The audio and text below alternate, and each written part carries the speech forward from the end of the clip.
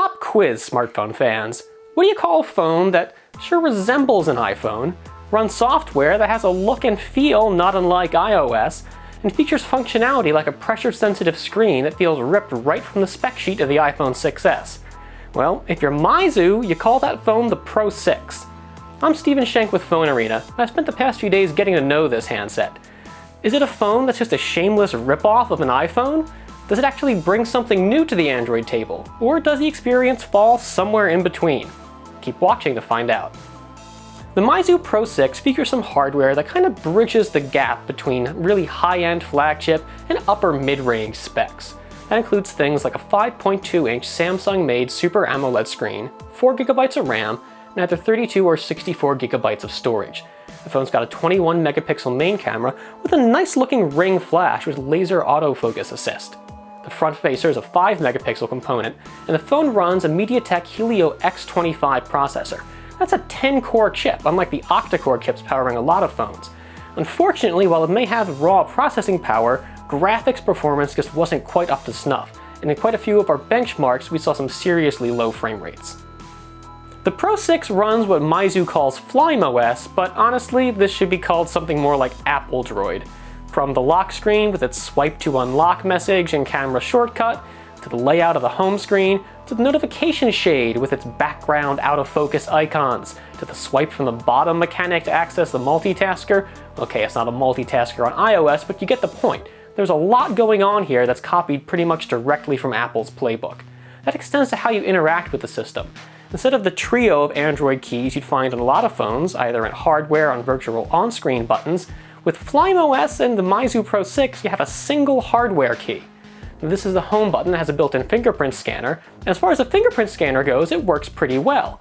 It's the navigation that doesn't quite come together like Meizu would like it to. Pressing the button hard once, feeling it clicks, acts as a home button. Just tapping the button acts as your back button. And there is no hardware multitask button, so you're swiping up in the bottom of the screen. Honestly, that sounds a lot better than it actually works, and half the time, nothing happens when you swipe. Moving past all that Apple-ish software, let's turn our attention back to the phone's hardware for a moment.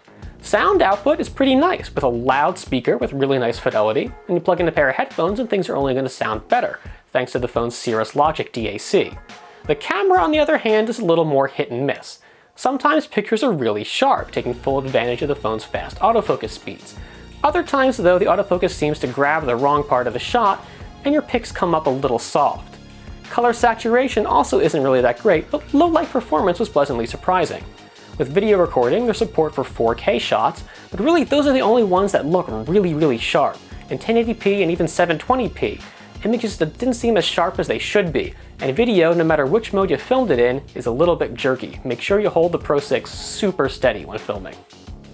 With a 2560 mAh battery, we knew the Meizu Pro 6 wasn't going to win any endurance competitions, and in our testing it achieved a little under 7 hours of screen on time while in constant operation. The good news though isn't the battery life, but how quickly you can recharge it, and using the included fast charging adapter we were able to go from 0 to 100% in just 77 minutes. That's not bad at all. We'd be remiss if we didn't mention that the Meizu Pro 6 isn't exactly made for US smartphone shoppers. Now you can absolutely pick one up, finding the phone online for a bit over $400.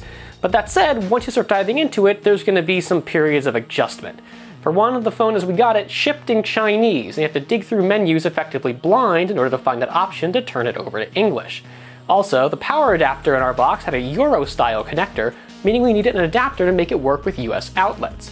Finally, and maybe the most critical thing here, is the issue of cellular band support. Now, 2G and 3G works just fine in the US, but we found the Pro 6 incompatible with both T-Mobile and AT&T LTE bands.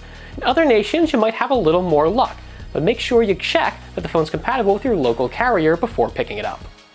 In the end, where does all of that leave us? Is the Meizu Pro 6 a smartphone worth picking up or not? Well, honestly, you get a lot of hardware. Some of it good, some of it really great, other parts not so much. And $400 is not a bad price, so you could do a lot worse for your money. Then again, you could also do a little bit better. Really though, this is a question about the software, about FlymeOS, and if you want an Android phone that tries as hard as it possibly can to look like iOS. There's going to be some user out there who really likes iOS but is forced to use an Android, maybe for work or having access to the right apps, and maybe for them the Pro 6 makes a lot of sense. Maybe there's an Android user who's really curious about iOS, doesn't want to make the full plunge into an Apple device, but kind of wants to get a taste for what it's like. Then again, maybe FlymeOS and the Pro 6 is the right call here. But for your average smartphone user, it's just really hard to recommend the Pro 6. Honestly, it's a weird phone, and you really have to want it to make it work for you. I'm Stephen Shank with PhoneArena. Keep watching for more reviews coming soon.